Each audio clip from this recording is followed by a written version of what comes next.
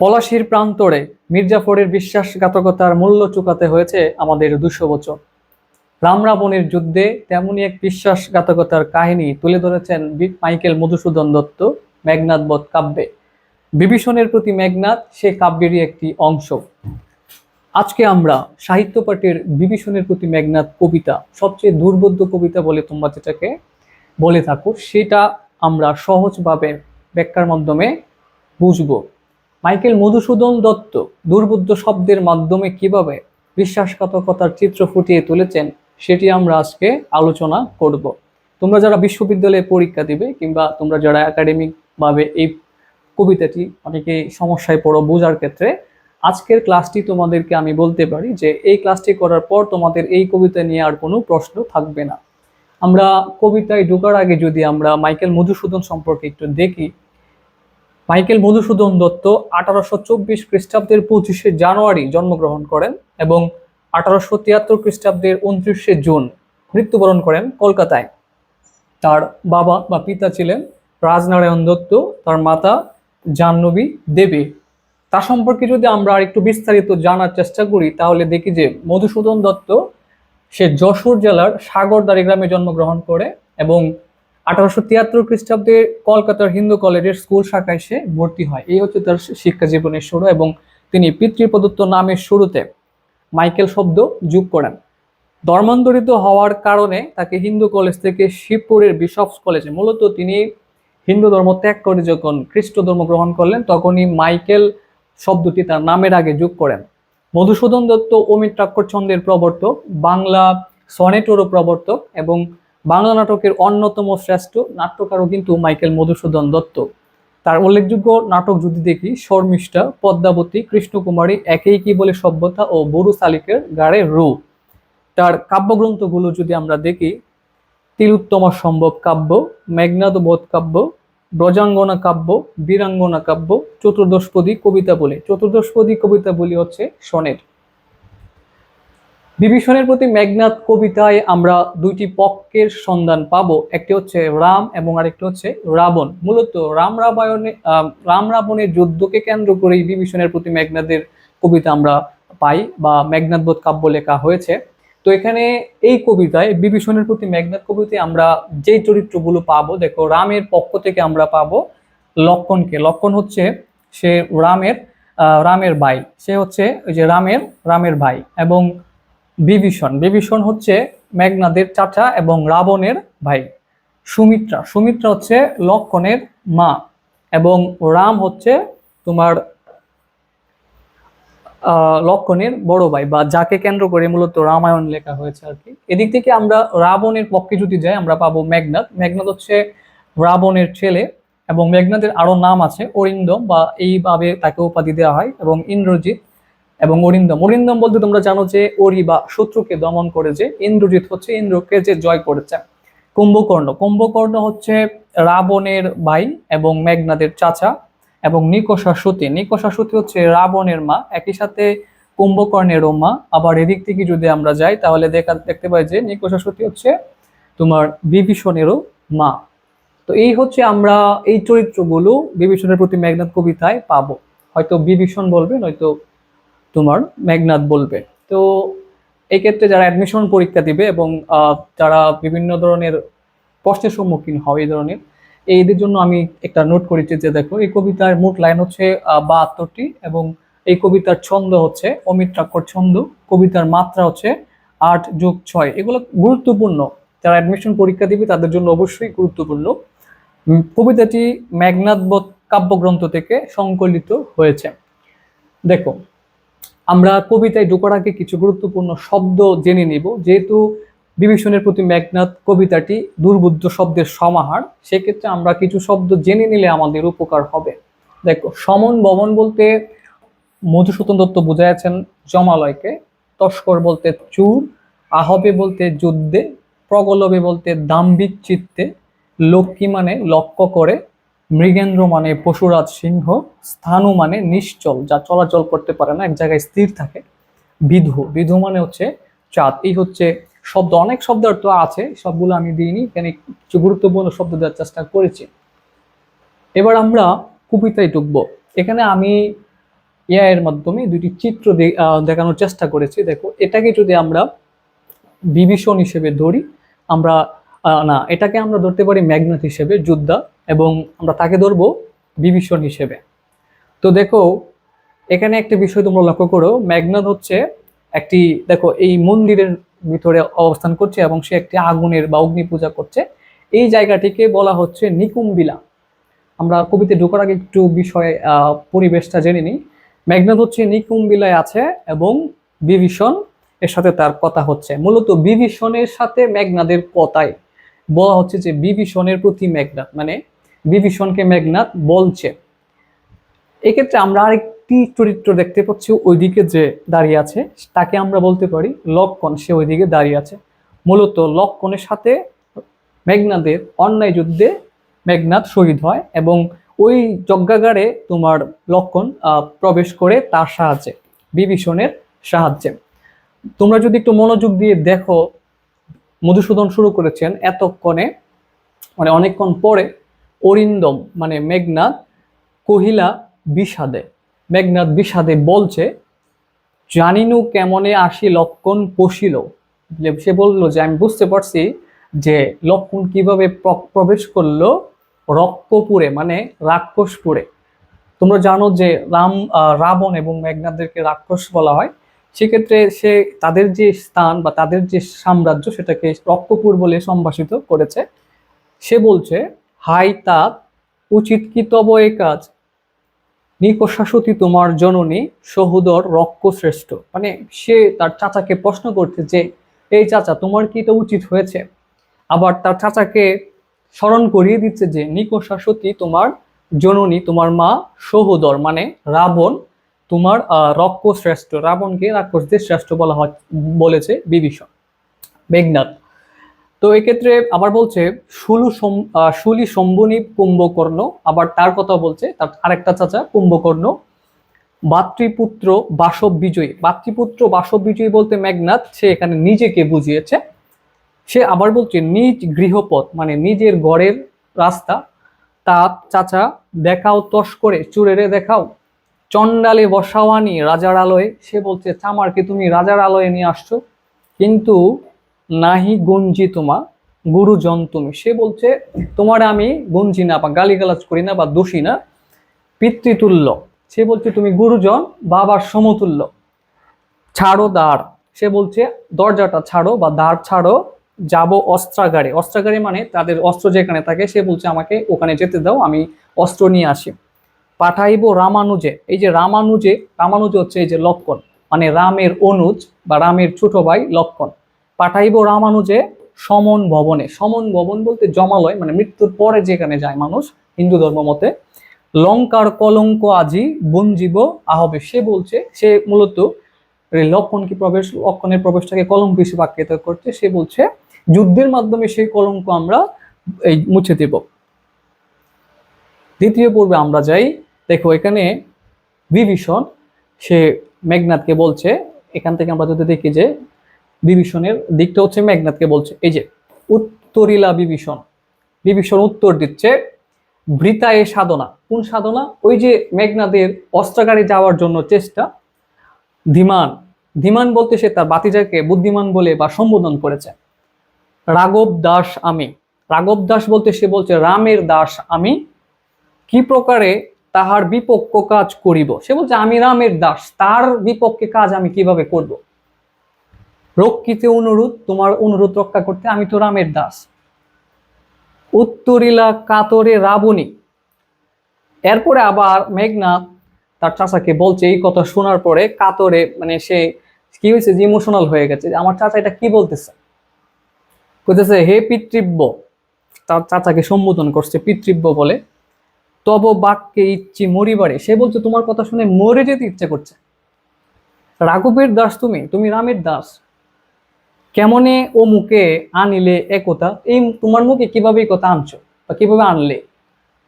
তা চাচা কহতা দাসেরে, আমাকে বলো তুমি এই মুখে কিভাবে এই কথা আনলে, তুমি রামের দাস হবা কেমনে। স্থাপিলা বিদুরে বিধি, সে এখানে একটা রূপক বা উপমা ইউজ করতেছে মেঘনাদ, যে স্থাপিলা স্থাপন করলা বিদুরে চাঁদকে বিধি, বিধিমূল সৃষ্টি করতে স্থানুর ললাটে, স্থানু মানে নিশ্চল আকাশ, মানে আকাশটাকে সে বোঝাচ্ছে যে আকাশের কপালে সে চাঁদকে স্থাপন করছে, আকাশ চলে না, এখানে চাঁদকে ক্ষুধা স্থাপন করছে। বলছে পুরী কি বুতলি শশী যান গড়াগড়ি ধুলায়, বলছে যার স্থান আকাশে সে কি ধুলায় গড়াগড়ি করে।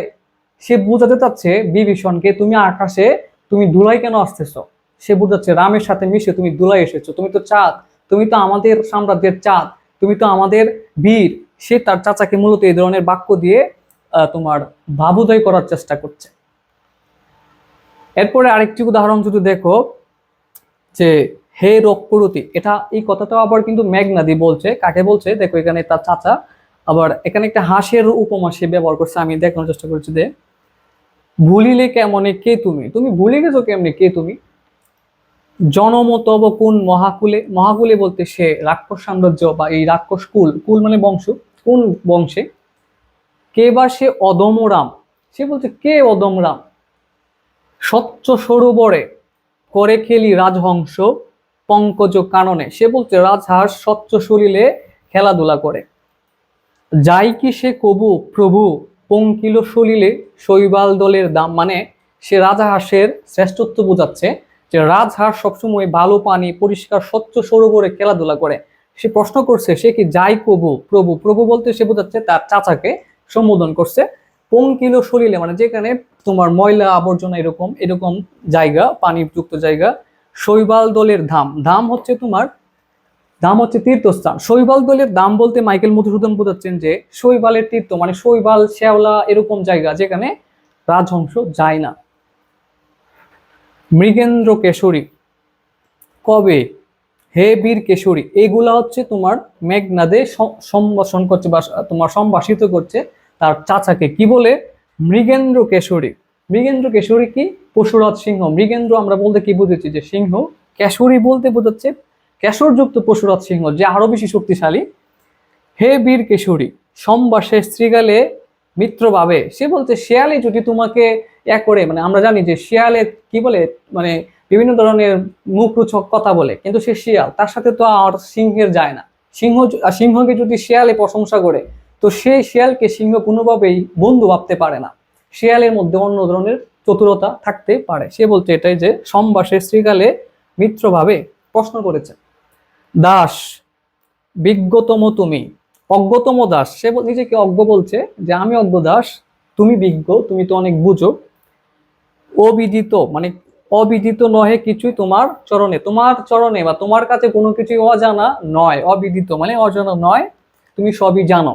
তারপরও সে বলছে, সে আবার বলছে যে ক্ষুদ্রমতি নর সুর শুকর লক্ষণ, সে লক্ষণকে এগুলা বলে তোমার তুচ্ছ করেছে যে সে ক্ষুদ্রমতি নর সুর লক্ষণ, সে লক্ষণকে এটা তোমার এক করলো আর কি।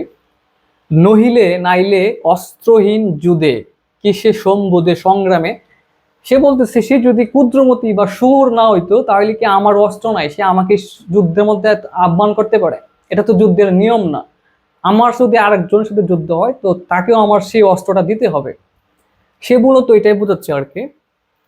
কহ বলো মহারথী, একই মহারথী প্রথা, এখানে মহারথী বলতে বোঝাচ্ছে মূলত হিন্দুদের রথ চালনার ক্ষেত্রে তোমার কিছু আছে যে যেখানে তোমার শক্তিশালী লোক, তো এখানে তাকে বলা হচ্ছে যে মহারথী, একই মহারথী প্রতাপ। নাহি শিশু লঙ্কা পড়ে শুনি না হাসিবে একতা, সে বলছে নাহি শিশু লঙ্কাপুরে, লঙ্কাপুরে বলতে তোমার বোঝাচ্ছে যে লঙ্কা যেগুলো তোমার রাবণ বা মেঘনাদের যে রাক্ষস সাম্রাজ্য সেটাকে লঙ্কাপুর বলছে। লঙ্কাপুরে এমন কোন শিশু নাই যে হাসবে না, শুনি না হাসিবে এই কথা শুনি হাসবে না। ছাড়ো পথ, পথ ছাড়ো আসিব ফিরিয়া এখনই, সে বলছে আমি এখনই ফিরে আসবো, আমি লুকাবো না পালাবো না, অস্ত্র নিয়ে তাকে আমি হ্যান্ডেল করব, তুমি আমাকে ছাড়ো।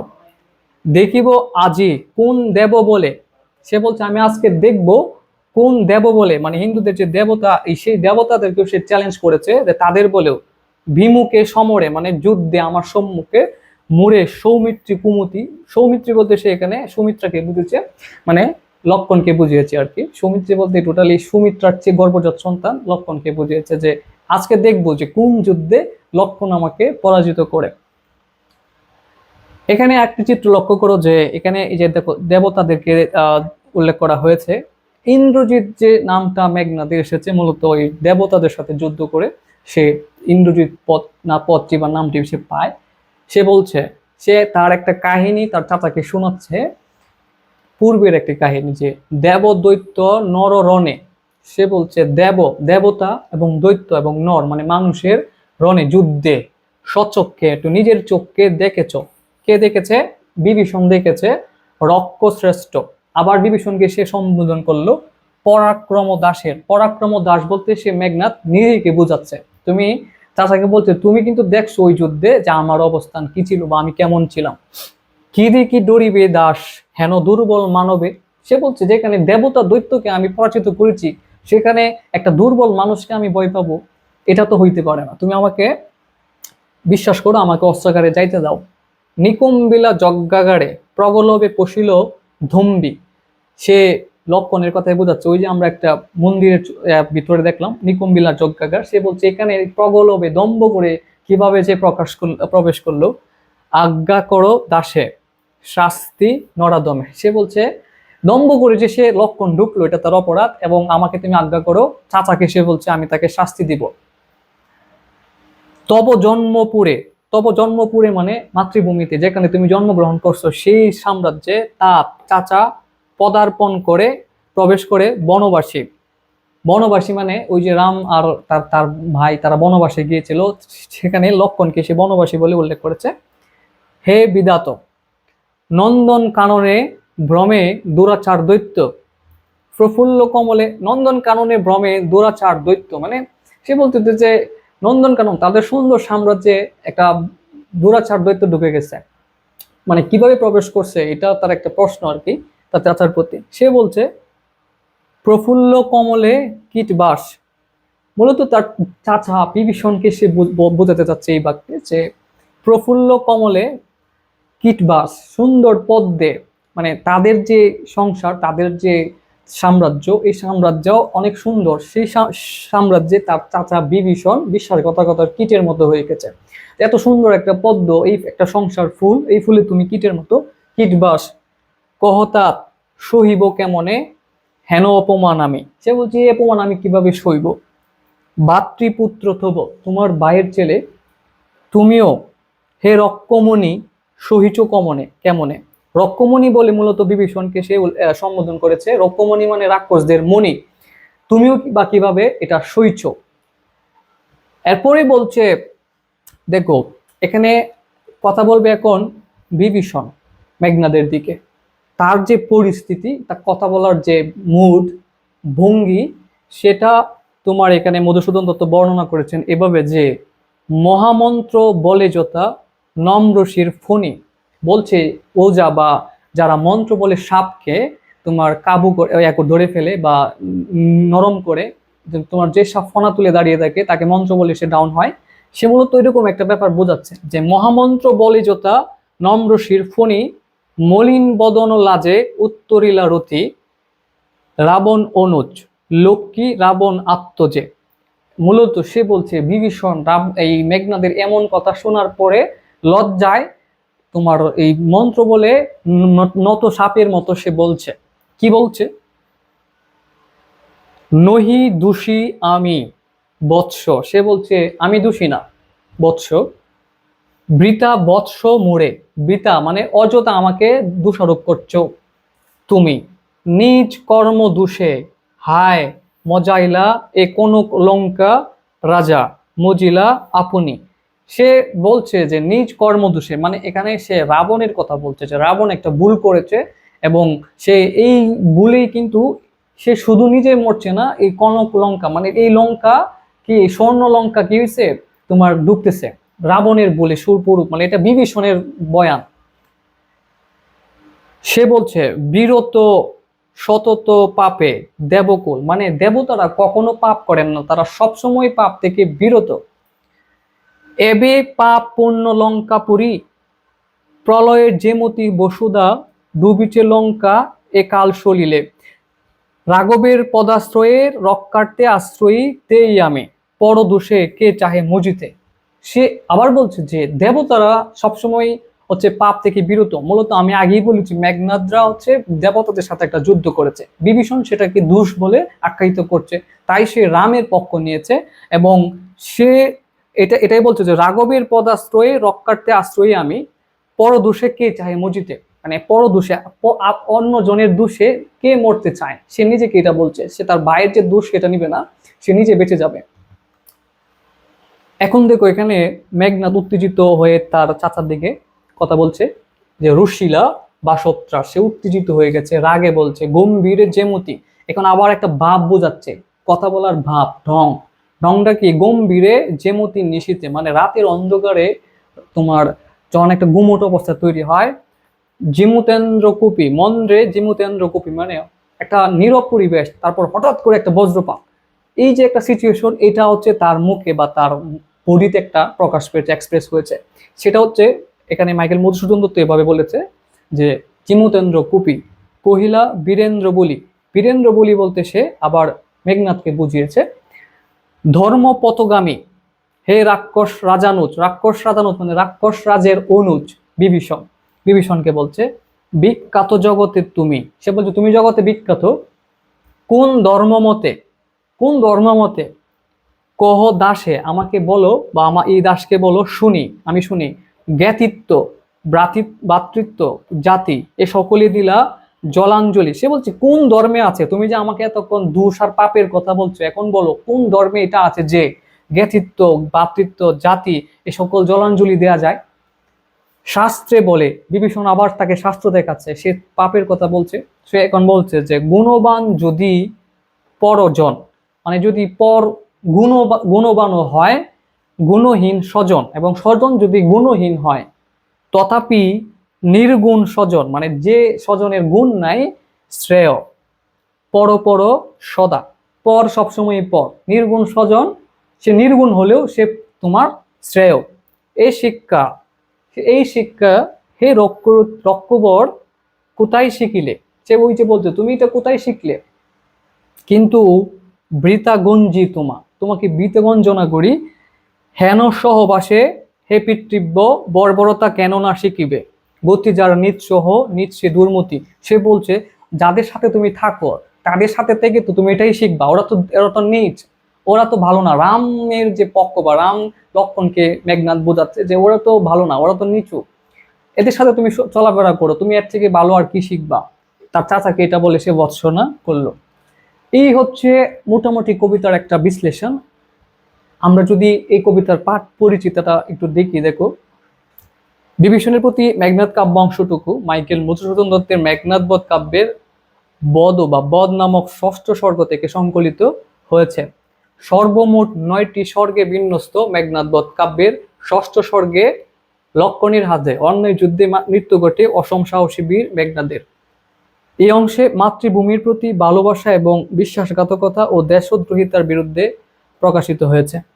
বিভীষণের প্রতি মেঘনাদ কাব্যাংশটি 14 মাত্রার অমিল প্রবাহমান জ্যোতি স্বাধীন অক্ষরবৃত্ত ছন্দে রচিত। প্রথম পংক্তির সঙ্গে দ্বিতীয় পংক্তির স্বরান্তের মিলহীনতার কারণে এই ছন্দ অমিত্রাক্ষর ছন্দ নামে সমধিক পরিচিত, মানে একটা চরণের সাথে বা একটা লাইনের সাথে পরবর্তী লাইনের শেষের অক্ষরের বা এরকম কোনো মিল থাকে না, তাই অমিত্রাক্ষর আর কি। তো তোমাদের ছন্দ এবং মাত্রা নিয়ে আমরা পরবর্তীতে বিস্তারিত আলোচনা করব। এক্ষেত্রে একটি প্রশ্ন আমরা যদি দেখি যে রুশিলা বাসবত্রাস, বিভীষণের প্রতি মেঘনাদ কবিতায় বাসবত্রাসকে, এই প্রশ্নটি ডাবির ক ইউনিটে এসেছে 1670 সেশনে। তোমরা চট করে উত্তর করো। এর ভিতরে আমরা যদি দেখি যে বাসবত্রাসকে, বাসব মানে তোমার দেবতাদের যে তার বাসব মানে দেবতা যে রাজা, তার ত্রাসকে, তার ত্রাস হচ্ছে মেঘনাদ, ওই যে ইন্দ্রজিৎ, তার মানে আমরা বলতে পারি মেঘনাদ। এবং নিজ কর্মদোষে হায় মজায় লাই কনক লঙ্কা, এই কর্মদোষ হলো, এই যে আমরা বলছিলাম কর্মদোষ হচ্ছে রাবণের। রাবণ কি করে সীতাকে হরণ করে নিয়ে আসে, ওই হচ্ছে আমরা বলতে পারি এই কর্মদোষ হচ্ছে রাবণের। রাবণের মায়ের নাম কি? আমরা কবিতার ব্যাখ্যার পূর্বেই আলোচনা করেছি যে রাবণের মায়ের নাম এবং কুম্ভকর্ণের মায়ের নাম, বিভীষণের মায়ের নাম সেটা ছিল কি? নিকষা। আমরা বিভীষণের প্রতি মেঘনাদ কবিতায় দেখি মেঘনাদ বলছে নিকষা সতী তোমার জননী, তার মানে আমরা বলতে পারি রাবণের মায়ের নাম হচ্ছে নিকষা। তা এই ছিল বিভীষণের প্রতি মেঘনাদ কবিতার ব্যাখ্যা। আশা করি এই ক্লাসটি যারা মনোযোগ দিয়ে করেছো তোমাদের সবার ভালো লাগবে এবং তোমরা পরীক্ষায় যে কোনো প্রশ্ন যখন এখান থেকে আসবে সহজে উত্তর করতে পারবে। এতক্ষণ সাথে থাকার জন্য সবাইকে ধন্যবাদ।